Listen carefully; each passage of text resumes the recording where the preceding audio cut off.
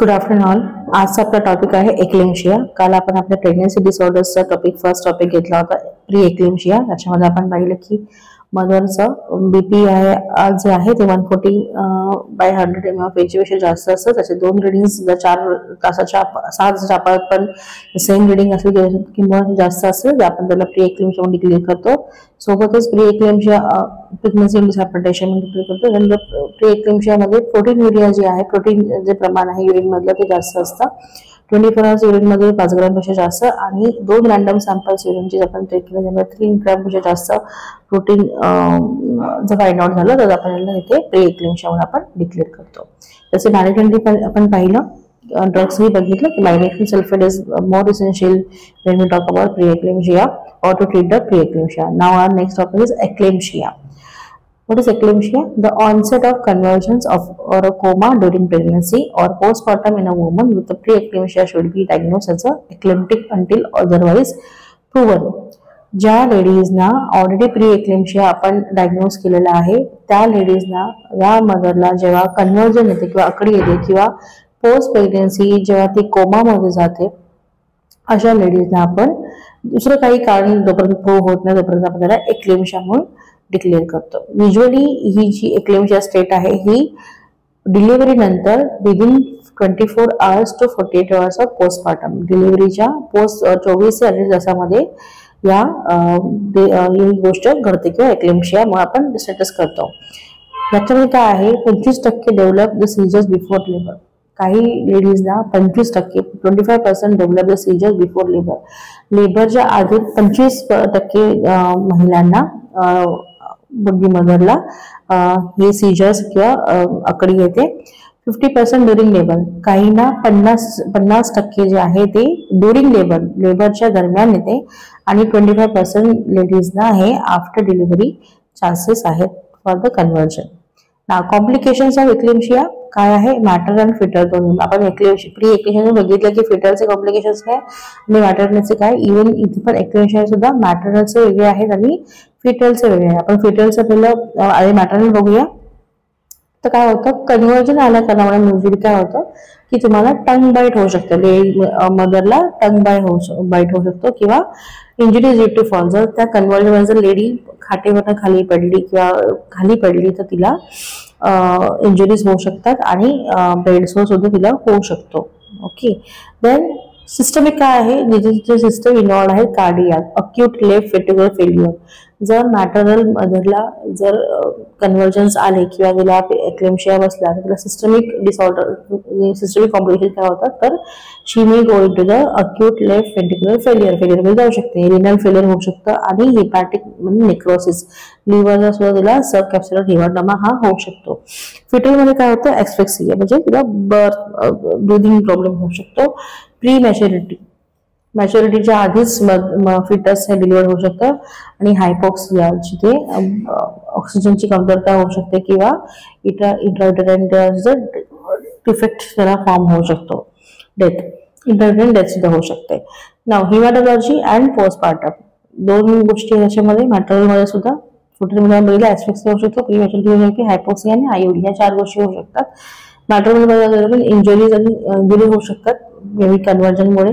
टंग bite होऊ शकते, she can fall down due to convulsion, bed sore may be happen to her. Systemic मध्ये cardiac मध्ये तिला acute left वेंट्रिक्युलर failure पण जाऊ शकते ती किंवा रिनल फेल्युअर जाऊ शकते किंवा हेपॅटिक नेक्रोसिस किंवा सब कॅप्सुलर हिमॅटोमा ह्या गोष्टी होऊ शकतात.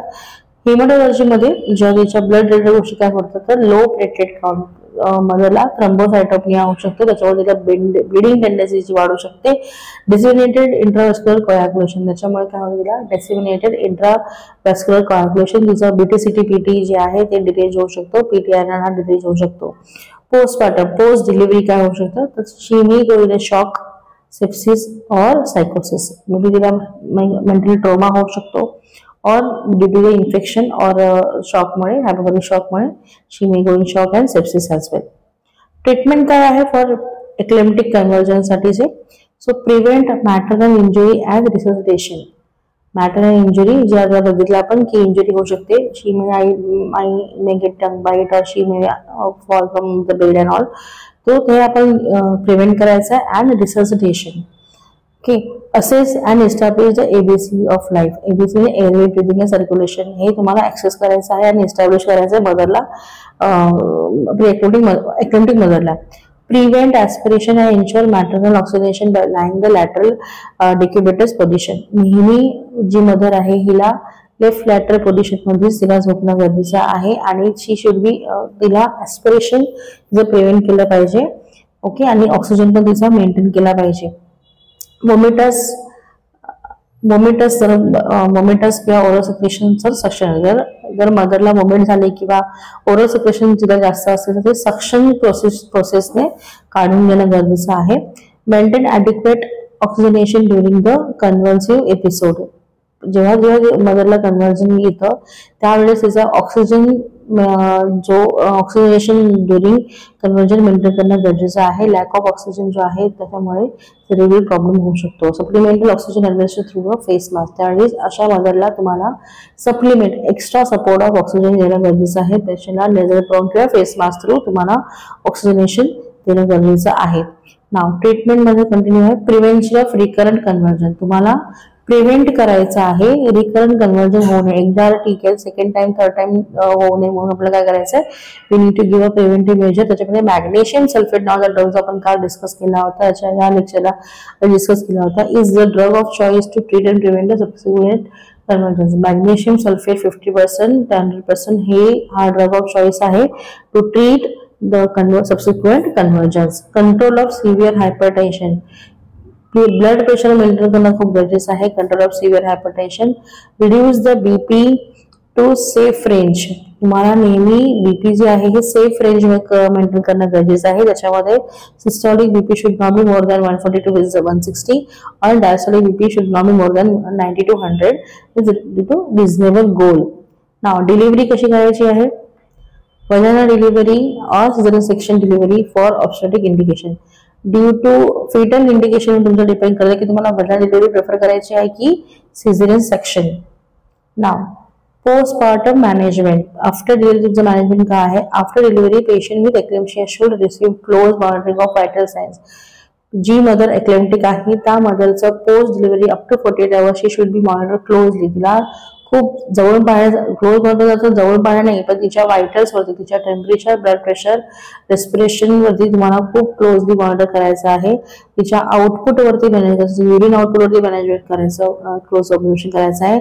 आणि सिम्पटम्स फॉर ऍटलीस्ट 4 हे तुम्हाला इंटेक आउटपुट व्हायटल सायन्स बघायचं आहे, इंटेक आउटपुट चेक करायचं आहे आणि ऍटलीस्ट हे तुम्हाला मॅनेज करायचं up to next 48 hours. Parenteral magnesium sulphate should be continue. Parenteral magnesium sulfate should be continued for at least 24 hours. जे तुम्ही मॅग्नेशियम सल्फेटचं ड्रिप लावलेली आहे, जे इन्फ्युजन झालेलं आहे, ते at least post delivery 24 hours continue करणं गरजेचं आहे. अँड आफ्टर द लास्ट किंवा लास्ट कन्व्हर्जन जे आलेलं आहे त्यापासून पुढचे 24 तास तुम्हाला हे मॅनेजमेंट करणं गरजेचं आहे. What is dangerous time. आता डेंजरस टाइम काय आहे. जेव्हा तुम्ही विथहोल्ड करता मॅग्नेशियम सल्फेटचं ड्रिप तुम्ही विथहोल्ड करता त्यावेळेस रेस्पिरेशन रेट जे आहेत हे कमी होण्याची शक्यता जास्त असते. आपला नॉर्मल रेस्पिरेशन रेट हा 16 to 20 रेट पर मिनिट आहे. तर मदरचा जो रेट जो आहे तो 16 पेक्षा कमी नसला पाहिजे. तो it should be always more than 60 or 16. Patellar reflexes are absent. Patellar reflexes जे आहेत ते अब्सेंट असतात. त्याच्यामध्ये urinary output falls below 30 ml per hour over the preceding 4 hours. जर मदरचं युरिन आउटपुट जे आहे हे 30 ml पेक्षा खाली गेलं फॉर आणि ते सबसिक्वेंटली 4 तासासाठी कंटिन्यू राहिलं तर ही तुमचं डेंजर साईन आहे. Treatment of magnesium toxicity. आता मॅग्नेशियम सल्फेट आपण पेशंटला एवढं देतोय to treat the convulsion. Might be treatment जर टॉक्सिसिटी जर वाढली, जर टॉक्सिसिटी वाढली मॅग्नेशियम सल्फेटची, तर काय करायचं आहे. तुम्हाला स्टॉफ MGA सोबत तुम्हाला जी ड्रिप जी तुम्ही चालू आहे ती बंद करायची आहे. IV 1 gram 10% calcium gluconate. त्यावेळी आपल्याला मदरला 1 gram calcium gluconate 10% of calcium gluconate हे ऍडमिनिस्ट्रेशन करायचं आहे. ऑक्सिजन ऍडमिनिस्ट्रेट करायचं आहे. सिक्युअर एअरवे, मदरचा जो एअरवे आहे तो सिक्युअर करायचा आहे आणि व्हेंटिलेशन प्रॉपर मेंटेन करणं गरजेचं आहे. प्रोग्नोसिस कसा आहे आपल्या एक्लेम्प्शियाचा. तर पुअर प्रोग्नोसिस आहे. If 1 or more of the following is present. जर खालील काही कारणास्तव एक किंवा दोन तीन कारण जर प्रेझेंट असतील तर प्रोग्नोसिस हा पुअर आहे. Coma of 6 or for more hours, जर मदर कोमामध्ये गेली 6 अवर्ससाठी किंवा त्याच्या जास्त तासांसाठी तर ही प्रोग्नोसिस पुअरचं साईन आहे. टेम्परेचर 39 डिग्री और मोर, जेव्हा बॉडी टेम्परेचर राईज होतं जे 39 डिग्री टू 40 डिग्रीपेक्षा जास्त असतं हे पण एक पुअर प्रोग्नोसिसचं साईन आहे. Pulse over 120 per minute, pulse जे आहे 120 बीट्स पर मिनिट जर असेल तर हे प्रोग्नोसिस हे पुअर प्रोग्नोसिस साईन आहे. Systolic blood pressure over 200 mg, जेव्हा मदरचं सिस्टॉलिक ब्लड प्रेशर हे वरचं ब्लड प्रेशर हे 200 mg जास्त असेल हे सुद्धा पुअर प्रोग्नोसिसचं एक साईन आहे. आणि रेस्पिरेशन रेट हा 40 पेक्षा जास्त असेल, 40 रेट पर पेक्षा जास्त असेल तेव्हा सुद्धा हे पुअर प्रोग्नोसिस साईन होऊ शकतं. आणि मोर दॅन 10 कन्व्हर्जन, एका मदरला जर 10 कन्व्हर्जन पेक्षा जास्त कन्व्हर्जन येऊन गेल्यानंतर सुद्धा ही पुअर प्रोग्नोसिसचे चान्सेस आहेत. जर हे एखादं कारण किंवा याच्या 2-3 कारण जर एकत्र आली, सपोज ब्लड प्रेशर जास्त आहे, फीवर आहे, रेस्पिरेशन रेट जास्त आहे, हे टिपिकल साईन आहे तुमचं शॉकचं, सेप्सिसचं. कन्व्हर्जन सारखे येतात हे पण चांगलं साईन नाही आहे, याच्यामुळे सुद्धा तुमचा प्रोग्नोसिस हा खूप पुअर आहे. आणि इव्हन जर मदर कोमामध्ये असेल मोर दॅन 6 अवर्स, 6 ते 7 तास जास्त वेळासाठी, तेव्हा सुद्धा हे डेंजरस साईन मानलं गेलेलं आहे.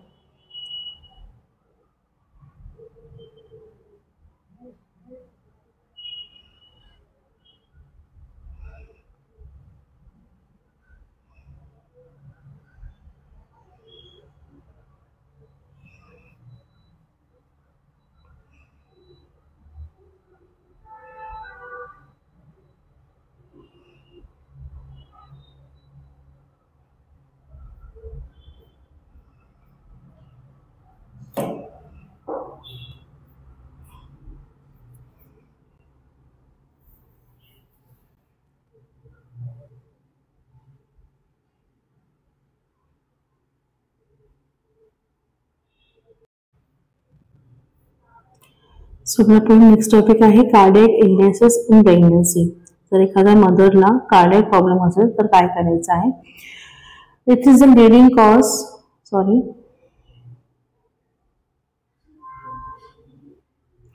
It is a leading cause of the indirect maternal death according for 20% of all cases. जितके पण केसेस आपले maternal death चे आहे त्याच्यामध्ये 20% चान्सेस हे आपले indirect maternal death कॉज होऊ शकतो because of the cardiac issues.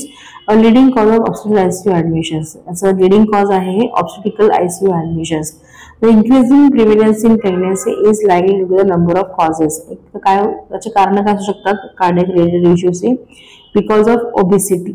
The mother obese असेल तर मोर दॅन वेट जर जास्त असेल तर may be she might be hypertensive आहे, तिला आधीच हायपरटेन्शन आहे आणि because of diabetes she might be having a problem of cardiac illnesses. Physiological consideration in pregnancy, त्याच्यामध्ये काय चेंजेस होऊ शकतात तर कार्डियक आउटपुट जर मदरचं इन्क्रीज झालं अप्रॉक्सिमेटली 40% आहे तर फिजिओलॉजिकल चेंजेस होऊ शकतात. कारण ऑलरेडी आपल्याला हार्टमध्ये आपले प्रॉब्लेम म्हणजे बच्चूला सर्क्युलेशन देण्यासाठी आपल्या हार्टचं काम वगैरे वाढलेलं असतं. सो कार्डियक आउटपुट आहे जे इन्क्रीज होतं अप्रॉक्सिमेट 40%. वेस्क्युलर रेजिस्टन्स डिक्रीजेस होतात, रेजिस्टन्स जे आहेत वेस्क्युलरचे ते डिक्रीज होतात. रिझल्टिंग रेस्टिंग पल्स आणि स्ट्रोक व्हॉल्यूम इन्क्रीज. इव्हन जर मदर जर लाय डाऊन आहे किंवा आराम तरी सुद्धा तिचे पल्स आणि स्ट्रोकचे व्हॉल्यूम जे आहे ते इन्क्रीज होतात. Woman with underline cardiac disease may not always accommodate this changes. जर मदरला एखादा पहिल्यापासूनच एखादा कार्डियक इश्यू जर असेल तर मे बी त्यांना या गोष्टीचा चेंजेसमध्ये काही फरक पडत नाही. नॉर्मल कार्डियक एक्झामिनेशन आपण कसं करतो त्या फाइंडिंग्स इन प्रेग्नंट वुमन, त्याच्यामध्ये त्यांनी सांगितलेलं आहे की कार्डियक ऍक्टिव्हिटी वाढते आणि जे स्ट्रोक वाढतात, रेट वगैरे वाढतो. A few woman with severe cardiac dysfunction may experience evidence of heart failure before mid pregnancy. बऱ्यापैकी लेडीज जे आहे, जे मदर आहे ज्यांना कार्डियक इश्यू आहे विथ ज्यांना सिव्हिअर कार्डियक डिसफंक्शन आहे, त्या त्यांचा हार्ट फेलियरचे चान्सेस खूप जास्त आहे बिफोर मिड प्रेग्नन्सी. तर मिड प्रेग्नन्सी सगळ्यांना माहिती आहे की 13 वीक्स टू 28 वीक्स पर्यंत तुमची मिड प्रेग्नन्सी आहे, फर्स्ट सेकंड ट्रायमेस्टर आहे. पण बिफोर मिड प्रेग्नन्सी जर तुम्हाला सिव्हिअर इश्यू असेल कार्डियक डिस्फंक्शनचा, तो might be they may experience or there is evidence for the heart failure. In others, heart failure may develop after 28 weeks. जर dysfunction नसेल cardiac severe dysfunction तर might be they develop this failure after 28 weeks of pregnancy. म्हणजे 7व्या महिन्यानंतर induced pregnancy induced झाल्यानंतर सुद्धा ह्या गोष्टी होऊ शकतात. हायपरवॉलेमिया आणि cardiac output reach their maximum. अशामुळे काय होतं, हायपर व्हॉल्यूम वाढतं स्ट्रोक्स बल्स आणि स्ट्रोकचं. इवन कार्डियक आउटपुट जे आहे ते मॅक्सिमम लेवलला पोहोचतं. The most however heart failure develops peripartum. Most of the heart failure जे आहे ते पेरिपार्टम म्हणजे जस्ट बिफोर द लेबर सुरू होतं. Causes of cardiac illness in pregnancy. काय असू शकतात, कारण काय असू शकतात की बाबा काय कुठल्या कारणामुळे कार्डियक इलनेस होऊ शकतो. जर रुमॅटिक हार्ट डिसीज, जर मदरला already 80% chances of rheumatic heart disease, जर mitral wall defect असेल is the commonest followed by the aorta wall then both or others. जर मदरला rheumatic heart disease असेल किंवा मदरला congenital heart disease असेल, ॲक्रोडिटिक आहे, शंट वगैरे प्रेझेंट आहे, मोर कॉमन आहे, इन्क्लूड्स द सेप्टल डिफेक्ट, जसं AVR आहे, MVR आहे, हे सगळे सेप्टल डिफेक्ट जर असेल तर. सायनोसिस आहे, राईट टू लेफ्ट शंट, जर मदरला सायनोसिस असेल राईट टू लेफ्ट शंट तर. Pallid tetralogy or Isomerase syndrome, which is a more dangerous and carries a maternal mortality rate exceeding 25%. Others मध्ये ischemic heart disease असेल किंवा arrhythmia असेल किंवा cardiomyopathy असेल, या सर्व कारणामुळे मदरला कार्डियक इश्यूज होऊ शकतो, कार्डियक डिस्फंक्शन होऊ शकतं.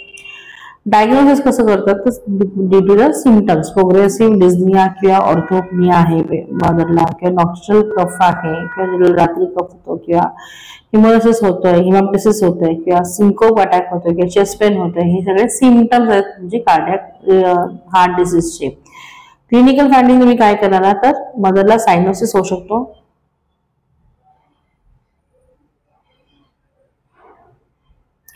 मदर ही सायनोसिस म्हणून सफर करू शकते. क्लबिंग ऑफ फिंगर्स, क्लब म्हणजे असे हात एकदम जवळ येतात, नख क्लब होतात, fingers. Persistent neck vein distinction, मदरला नेक आणि वेन मध्ये नेहमी असं डिस्टिंक्शन सारखं वाटतं. सिस्टॉलिक मर्मर ग्रेड, जेव्हा तुम्ही एअर ब्रिदिंग जेव्हा साऊंड करता स्टेथोस्कोपने साऊंड आपण जेव्हा चेक करतो त्यावेळी त्याला सिस्टॉलिक मर्मर फाउंड होतं. इव्हन डायस्टॉलिक मर्मर सुद्धा फाइंड आउट करू शकतो. कार्डिओमेगाली ही असू शकते मदरला, कार्डिओमेगाली हे क्लिनिकल साईन आहे. परसिस्टंट अर्थोपनिया, श्वास घ्यायला त्रास होतो, उथळ वाटतं. परसिस्टंट स्पिरिट सेकंड साऊंड आणि criteria for pulmonary hypertension, even त्यांना पल्मनरी हायपरटेन्शन सुद्धा हे क्लिनिकल साईन आहे. डायग्नोस्टिक स्टडीज कसं करायचं तो रोल आउट की बाबा मदरला खरंच कार्डियक इलनेस आहे तर इलेक्ट्रोकार्डिओग्राफी करू शकतो आपण, ECG करू शकतो, देन चेस्ट रेडिओग्राफी करू शकतो अँड इकोकार्डिओग्राफी सुद्धा करू शकतो.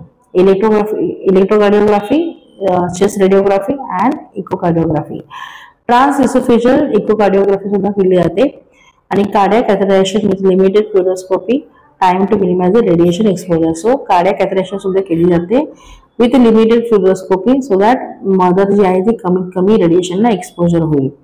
नाव जर पल्मनरी हार्ट डिसीज असेल,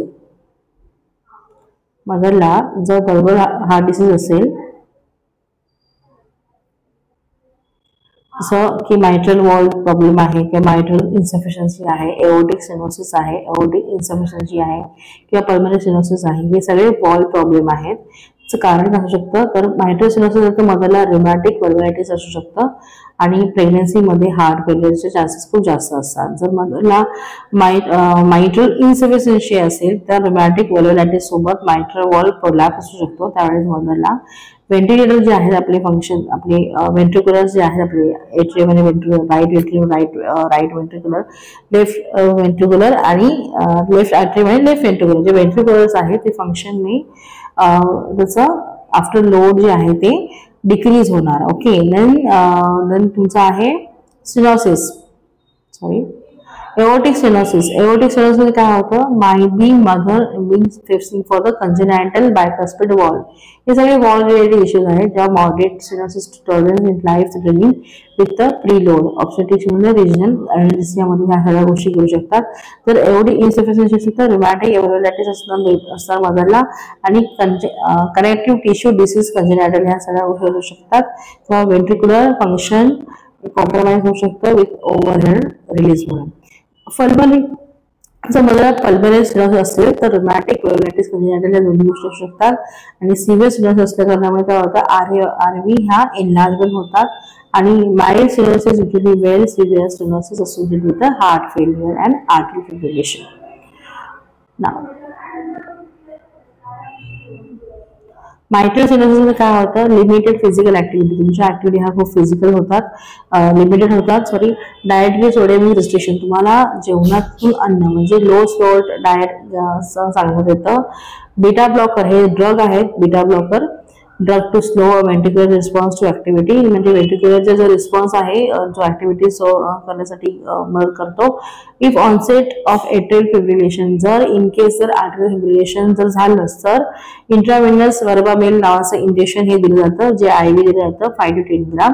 आणि क्रॉनिक फिब्रिलेशन जर कंटिन्युअस फिब्रिलेशन असेल तर डिगॉक्झिन नावाचं बीटा ब्लॉकर हे स्टार्ट केलं जातं, विच इज कॅल्शियम सोबत कॅल्शियम चॅनल ब्लॉकर सुद्धा दिलं जातं.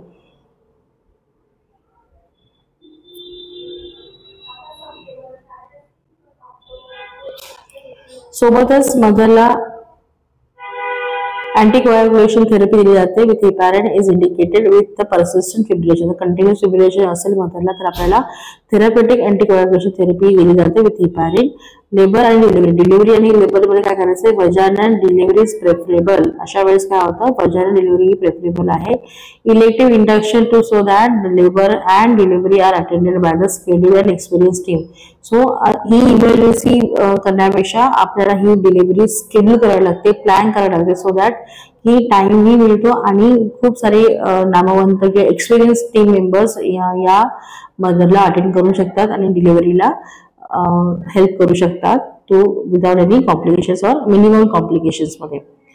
Okay, now effective induction so that okay with severe stenosis and chronic heart failure. जर मदरला सिव्हिअर स्टेनोसिस आणि क्रॉनिक हार्ट फेल्युअर असेल तर pulmonary artery catheter may be help to guide the management. तर अशा वेळेस इन्सर्ट केलं जातं pulmonary artery catheter so that to help the guide the management. Now mitral insufficiency असेल तर बीटा ब्लॉकिंग एजंट तुम्हाला द्यायचंच आहे. Drugs are given to decrease the symptomatic tone. त्याच्यामुळे काय होतं, बीटा ब्लॉकर्समुळे जो डिक्रीज सिम्पटमॅटिक टोन जो आहे तो डिक्रीज होतो. रिलीव्ह चेस्ट पेन, त्याच्यामुळे हेवीनेस हे जे होत नाही, पाल्पिटेशन होत नाही, ते रिड्यूस व्हायला मदत होते. आणि reduce the risk of life threatening arrhythmia. त्याच्यामुळे काय होतं, बीटा ब्लॉकर्समुळे लाईफ थ्रेटनिंग जे अर्थमियाज आहे ते त्याची रिस्क ह्याची कमी होते. जर एओर्टिक स्टेनोसिस असेल तर इफ सिम्पटमॅटिक असेल तर नो ट्रीटमेंट. जर सिम्पटमॅटिक नाहीये, असिम्पटमॅटिक सिम्पटम्स नाहीये तर तुम्हाला ट्रीटमेंटची गरज नाही एक्सेप्ट क्लोज मॉनिटरिंग. तुम्हाला फक्त क्लोज मॉनिटरिंगची गरज आहे, त्याला ट्रीटमेंटची गरज नाहीये. इफ सिम्पटमॅटिक जर सिम्पटमॅटिक असेल तर तुम्हाला स्ट्रिक्ट लिमिटेशन ऑफ ऍक्टिव्हिटी, तुम्हाला कमीत कमी हालचाल करण्याचं आहे आणि प्रॉम्प्ट ट्रीटमेंट ऑफ इन्फेक्शन. जर तुम्हाला इन्फेक्शन रिलेटेड तुम्हाला मेडिसिन घेणं गरजेचं आहे. If symptoms persist despite of bed rest, जर स्टील तुम्हाला एओर्टिक स्टेनोसिस जे सिम्पटम्स आहेत ते पर्सिस्ट झाले तर तुम्ही बेड रेस्ट करत तरी सुद्धा valve replacement or valvectomy has to be done.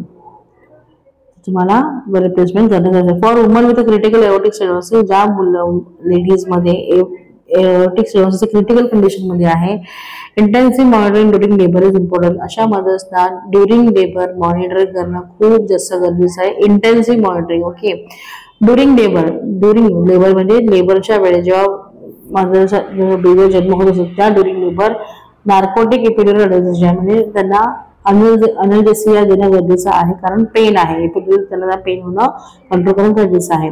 Forceps और vacuum is use for standard obstetrical indication.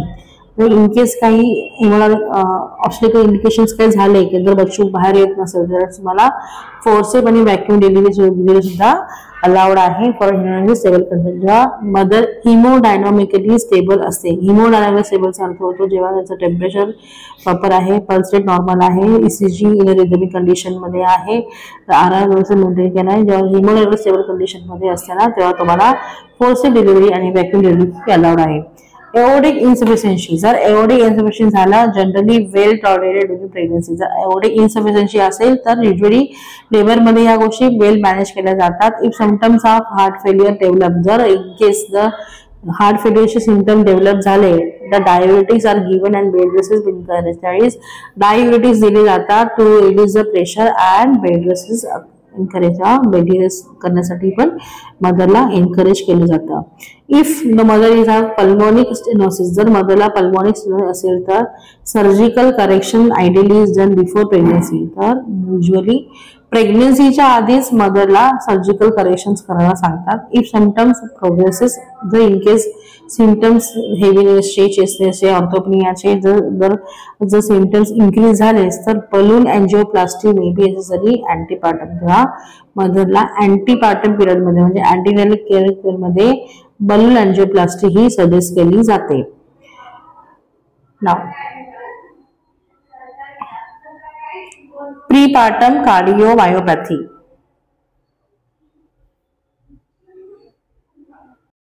Prepartum cardiomyopathy, it is very similar to other forms of non-ischemic dilated cardiomyopathy. हे similar आहे. Non ischaemic जिथे oxygen supply पण बरोबर असताना सुद्धा कार्डियोमायोपॅथी develop Holy जाते. हे सेम आहे except it is a unique relationship with pregnancy. पण हे पेरिपार्टम आहे, प्रेग्नन्सीच्या मध्ये झालेला आहे म्हणून मला हे फक्त याचं युनिक साईन आहे. Currently it is a diagnosis of exclusion. Okay, diagnostic criteria कसं डायग्नोज करतो आपण याचा development of cardiac failure in the last month of pregnancy और विदिन 5 months आफ्टर डिलिव्हरी. हे डेव्हलप कधी होतं, एक तर तुमचं last month of pregnancy, cardiac failure in last month of pregnancy जेव्हा 9 months सुरू आहे त्यावेळेस होतं, किंवा पुढच्या 5 महिन्यामध्ये डिलिव्हरीच्या 5 महिन्यामध्ये हे डेव्हलप होतं. That is peripartum cardiomyopathy. Absence of an identifiable cause for the cardiac failure. त्याच्यामध्ये तुम्हाला कारण हे माहित पडत नाही. Unidentifiable absence of unidentifiable cause of cardiac failure. तुम्हाला याचं कारण समजत नाही की काय असू शकतं ते. बट हे युजली डेव्हलप होतं लास्ट मंथ ऑफ प्रेग्नन्सी और 5 months आफ्टर लेटर प्रेग्नन्सीच्या जन्मानंतर, बच्चूच्या जन्मानंतर 5 महिन्यापर्यंत. Absence of recognizable heart disease prior to the last month of pregnancy. Absence recognize होऊ शकत नाही heart disease prior to last month of and left ventricular systolic dysfunction. Left ventricular systolic dysfunction demonstrated by classical echocardiography. आपण बघितलं echocardiography होते बच्चूची. echocardiography criteria such as depressed ejection fraction or fractional shortening along with the dilated left ventricle. EF जे आहे, ejection fraction जे आहे ते reduce down होतं. Management काय करायचं आहे आपल्याला, मॅनेज कसं करायचं आहे, बेड रेस्ट, सोडियम रिस्ट्रिक्शन. मदरला आपल्याला बेड रेस्ट द्यायची आहे, सोडियम रिस्ट्रिक्शन करायचं आहे. सोडियम तुम्हाला डाएट थ्रू मिळतं.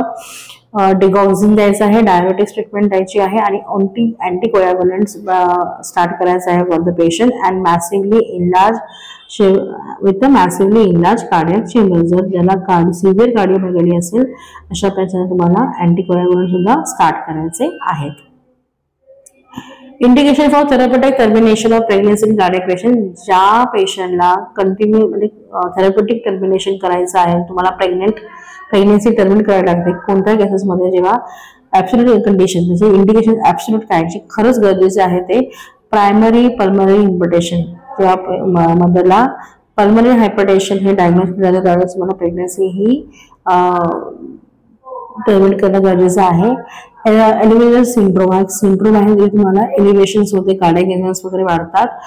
पल्मनरी व्हेनो ऑक्लुसिव्ह डिसीज, जेव्हा ऑक्लेशन येतं पल्मनरी वेन्सला त्यावेळी सुद्धा तुम्हाला हे इंडिकेशन्स आहे तुमचे प्रेग्नन्सी टर्मिनेशन करण्याचे. रिलेटिव्ह इंडिकेशन जर नायका क्लास 3 and 4, नायका class 1 and 2 with a previous history of heart failure in early pregnancy और बिटवीन ऑफ प्रेग्नन्सीज. सो हे दोन्ही क्लासमध्ये तुम्हाला रिलेटिव्ह इंडिकेटर्स मध्ये तुम्हाला ही प्रेग्नन्सी टर्मिनेट करणं गरजेचं आहे. नाव कार्डिओमायोपॅथी मध्ये काय बघतोय आपण तर hypertrophic cardiomyopathy in pregnancy it cause dyspnoea. तुम्हाला प्रेग्नन्सी मध्ये मदरला डिस्निया होऊ शकतो, चेस्ट पेन होऊ शकतं, पल्पिटेशन होऊ शकतो. A pregnant woman can present with the pre eclampsia and acute myocardial infection. Pregnant वुमनला प्री एक्लेम्शिया पण होऊ शकतो आणि because of that acute myocardial infection सुद्धा बसू शकतं. मॅनेजमेंट काय करायचं आहे, अवॉइड स्टर्नियस एक्सरसाइजेस. तुम्हाला हेवी एक्सरसाइज करणं बंद आहे. Avoid abrupt positional changes to prevent the reflex vascularization decrease preload. तुम्हाला अब्रप्ट पोझिशन चेंजेस तुम्हाला करायचे नाही आहेत टू रिफ्लेक्स वॅस्क्युलरायझेशन रिफ्लेक्स करण्यासाठी किंवा एखादं प्रीलोड डिक्रीज करण्यासाठी. बी बीटा ॲड्रेनर्जेटिक और कॅल्शियम चॅनल ब्लॉकर मेडिसिन्स आहेत हे बीटा ॲड्रेनर्जेटिक और calcium channel blocker drugs to symptoms develop और स्पेशली अंजायनाचे जे पेन सबसाइड होण्यासाठी सुद्धा या गोष्टी कॅल्शियम ब्लॉकर आणि ॲड्रेनर्जेटिक मदत करतात. The delivery route is determined by the obstetric indicators. Delivery route जे आहे ते ऑब्स्टेट्रिकल इंडिकेटर्स तुम्हाला डिटरमाइन करते की कशा प्रकारे डिलिव्हरी करायची आहे. वजाने डिलिव्हरी करायची आहे, कॉन्सेप्ट करायची, वॅक्यूम करायची किंवा सिझेरियन सेक्शन करायचं आहे. पेरीपार्टम cardiomyopathy पेरीपार्टम post it's very similar to other forms of non-ischemic dilated cardiomyopathy except for its unique relation with the pregnancy.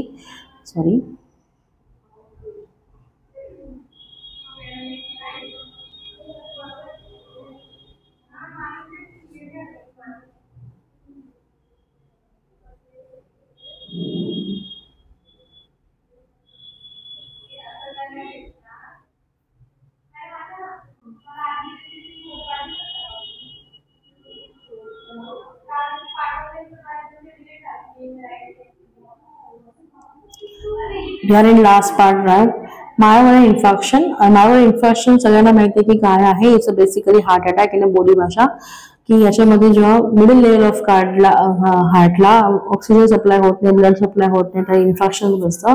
It is uncommon in pregnancy. एका 10 लाखामध्ये 10,000मध्ये एका लेडीला ह्या गोष्टी होऊ शकतात.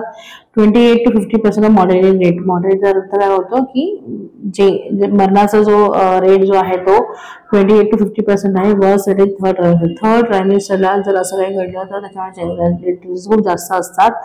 रिस्क फॅक्टरचे काय आहे, हायपर कोलेस्टेरोमिया. जेव्हा मदरला हायपर कोलेस्ट्रॉल असतं, स्मोकिंगची हॅबिट असते, हायपरटेन्शन आहे, डायबिटीस आहे, हाय BMI आहे, रेट, सिस्टमिक लिपस एरिथेमॅसिस आहे, सिफिलिस आहे, कोकेन अब्यूज आहे. या सगळ्या गोष्टींमध्ये रिस्क फॅक्टर असू शकतात to get the infection, myocardial infection. Chest pain होऊ शकतं, शॉर्टनेस ऑफ ब्रीदिंग होऊ शकतं, नोशिया, वॉमिटिंग आहे. लेबर अँड डिलिव्हरी मध्ये काय होऊ शकतं, स्टँडर्ड कार्डियाक केअर दिली जाते आणि avoid elective delivery within 2 weeks of infection. So अशा वेळेस काय होतं की इन्फेक्शन जर बसलं तर पुढच्या 2 आठवड्यामध्ये आपल्याला डिलिव्हरी प्लॅन करायची नाही आहे. एंडोकार्डायटिस प्रेग्नन्सी जर एंडोकार्डायटिस असेल तर सर्वात जो आतला लेअर आहे आपल्या हार्टचा दॅट इज एंडो. हार्ट आहे तर कार्डियाटिस. एंडोकार्डायटिस जर असेल प्रेग्नन्सी तर काय करायचं आहे, infective endocarditis uncommon during pregnancy and puerperium. Infective carditis हे अनकॉमन आहे, प्रेग्नन्सीमध्ये होत नाही किंवा प्युपेरियम पिरियडमध्ये सुद्धा होत नाही. Prophylaxis is recommended. अशा वेळेस आपल्याला प्रोफिलॅक्सिस हे रेकमेंड केलं जातं for dental procedures in those with prosthetic valve. Okay, prophylaxis तुम्ही यूज करायचे कशामध्ये तर डेंटल प्रोसिजर मध्ये करायचंय जेव्हा तुम्हाला प्रोस्थेटिक वॉल ही उपयोगात आणायची किंवा प्रायर एंडोकार्डायटिस